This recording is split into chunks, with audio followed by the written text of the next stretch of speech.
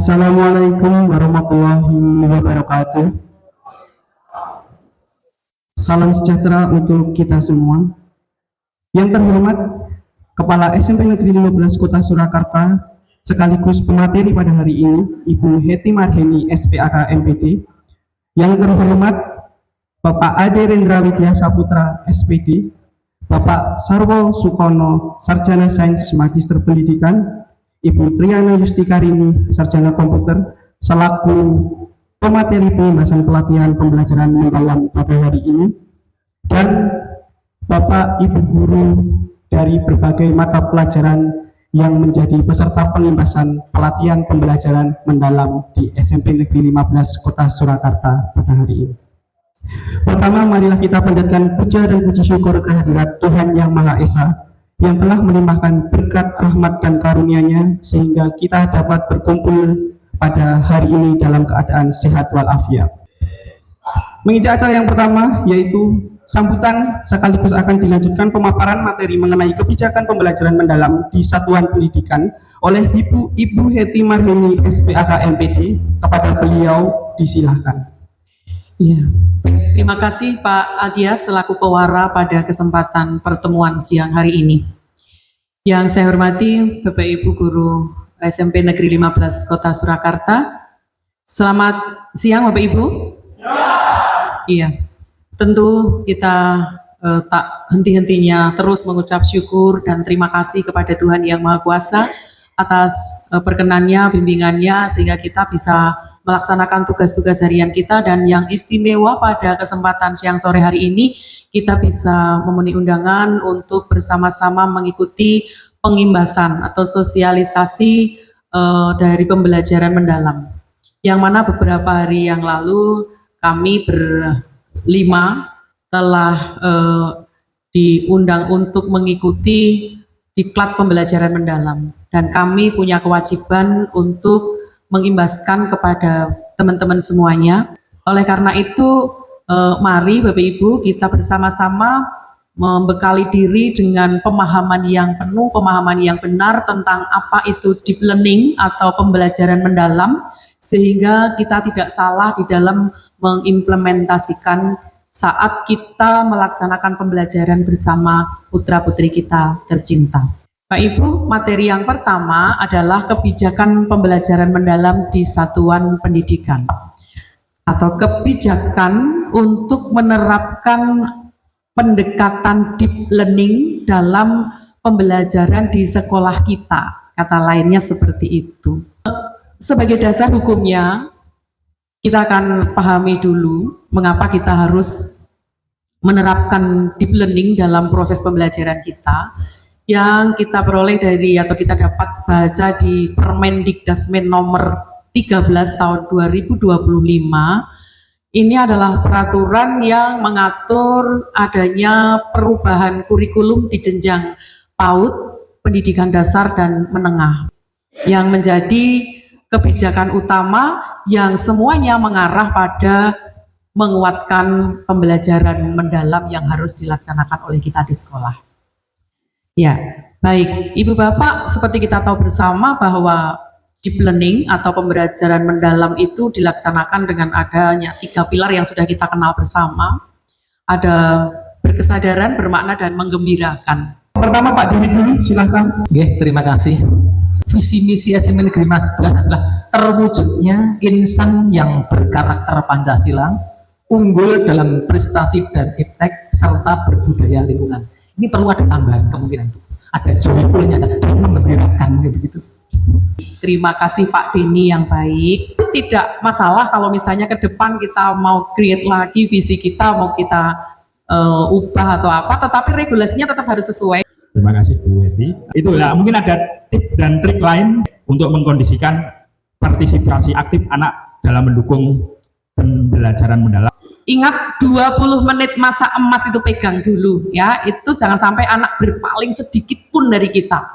Materi selanjutnya adalah konsep dan kerangka pembelajaran mendalam dan prinsip pembelajaran mendalam yang akan disampaikan oleh narasumber Bapak Ade Rendra Widya Saputra Sarjana Pendidikan. Bismillahirrahmanirrahim. Assalamualaikum warahmatullahi wabarakatuh. Mengapa perlu pembelajaran mendalam? Yang pertama, keterlibatan. Keterlibatan di sini yaitu keterlibatan antara peserta didik, mohon maaf sekarang istilahnya murid, murid sebagai subjek belajar untuk menambah pengalaman belajar yang bermakna. Jadi sejauh mana kita sebagai guru itu melibatkan murid kita dalam pembelajaran. Berkesadaran yang tadi sudah disinggung sedikit oleh Ibu Edi. Nah, nanti selebihnya kita masuk ke materi yang berikutnya nanti. Yang ketiga, memuliakan. Kita sebagai guru memuliakan ini berarti kita harus benar-benar menganggap bahwa 32 murid di kelas kita itu ada. Terima kasih Pak Adi. Yang pertama yang perlu saya tanyakan, nah dalam pembelajaran secara otomatis itu kita menentukan 8 dimensi kelulusan itu berarti dengan sesuai MGMP, kesepakatan GMK atau dengan dari kurikulum Pak? Terkait apakah nanti yang menentukan MGMP tingkat sekolah atau kurikulum, kalau saya lebih baik MGMP per mata pelajaran tingkat sekolah ya, karena yang lebih tahu materinya panjenengan pengajarnya. Kalau nanti dari kurikulum misalnya kelas 7 harus ini, kelas 8 harus ini, nah nanti kita yang harus memaksakan capaian siswa untuk kita nilai di materi-materi itu. Nah, lebih baik panjenengan MGMP mata pelajaran itu berkumpul menentukan di situ kelas 7, kelas 8, kelas 9. Untuk sesi 2 mengenai prinsip pembelajaran mendalam, monggo Pak Ade, saya serahkan kembali waktu dan tempat. Tolong ikuti gerakan saya. Miringkan ke kanan, miringkan ke kiri. Terima kasih, mohon duduk kembali. Prinsip pembelajaran mendalam. Wah ini ya. Posisinya kalau pembelajaran mendalam itu di sini. Kemudian ini DPR-nya, ini prinsipnya, pengalamannya, kemudian yang paling atas umum. Nah, kerangka pembelajaran. Oke. Prinsip pembelajaran menjadi landasan penting untuk memastikan proses belajar berjalan efektif. Prinsip utama yaitu berkesadaran, bermakna, mengembangkan. Ketiga prinsip ini saling melengkapi dalam membangun pembelajaran mendalam. Jadi tidak terpisahkan. Harus ada di dalam satu kali pertemuan pembelajaran. Ada 4 pilar yang masih saya ingat yang diberikan oleh Bu Triana tentang Ki Hajar Dewantara. Yang ada 4 pilar yang harus kita sampaikan kepada murid. Mohon disampaikan kepada kami tentang 4 pilar yang ada di dalam yang kalau tidak salah di Ki Hajar Dewantara itu sudah ada. Ini mohon penjelasannya Pak Dik. Terima kasih. Olah pikir jelas gitu. Jadi merangsang siswa untuk menggunakan akal pikirannya dengan kegiatan pembelajaran. Olah hati, apa nih? Etika, nah itu jadi sekaligus kita melakukan pembelajaran mendalam, kita juga melakukan pembelajaran karakter. Olah hati yang ketika guru menjelaskan di depan, etika murid di belakang seperti apa, keluar masuk kelas etikanya seperti apa, dan sebagainya. Ada prinsip pembelajaran yang sudah disampaikan oleh Pak Ade, namanya prinsip itu kan harus, mau tidak mau harus diberikan ya. Kalau sudah prinsip itu diberikan, nah ini Bapak Ibu selanjutnya ada pengalaman belajar atau pengalaman pembelajaran. Kira-kira apa Bapak Ibu pengalaman pembelajaran ini yang Ibu Bapak bisa ketahui nopo? Ibu Anis nopo Bu kira-kira pengalaman pembelajaran Ibu Anis bisa ketahui? Ya. Pengalaman belajar selama saya mengajar di SMP 15 itu bermacam-macam ya Pak. Dari saya memahami setiap karakter siswa begitu, terus kemudian bagaimana saya menciptakan suasana belajar yang menyenangkan begitu. Terima kasih. Satu pertanyaan yang saya tanyakan Pak Sarno. Apakah perbedaannya untuk pengalaman belajar pendekatan yang pembelajaran mendalam ini dengan HOTS, Pak? Konsep pembelajaran yang mendalam ini Pak Bagus, nanti konteksnya Pak Bagus. Ini yang kami sampaikan adalah yang lingkaran tadi, prinsip pembelajaran itu harus ya menyenangkan, menggembirakan, joyful learning tadi ya. Kemudian di luarnya itu ada konsep yang namanya pengalaman pembelajaran. Pengalaman pembelajaran itu setiap kami guru menyampaikan itu mesti ada pengalaman mendalam, tetapi di dalam pembelajaran mendalam ini difokuskan pada 3 hal ini: memahami, mengaplikasikan, dan merefleksikan Pak Bagus, sehingga anak-anak ini tidak hanya bisa paham dok, anak itu pinter tapi dia tidak bisa mengaplikasikan, ada juga.